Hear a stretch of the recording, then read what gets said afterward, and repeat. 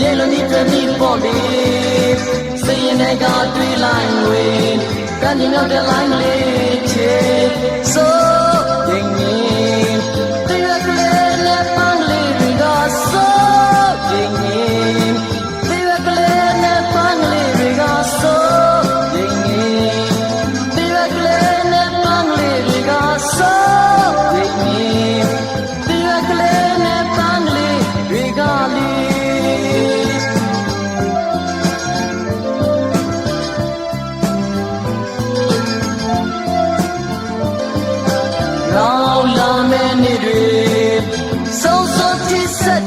မယ်နေဟာကိုဘဝအတွက်တလောက်ပဲကြည်ပါရဲ့တို့မျောလင်းသမျှတွေ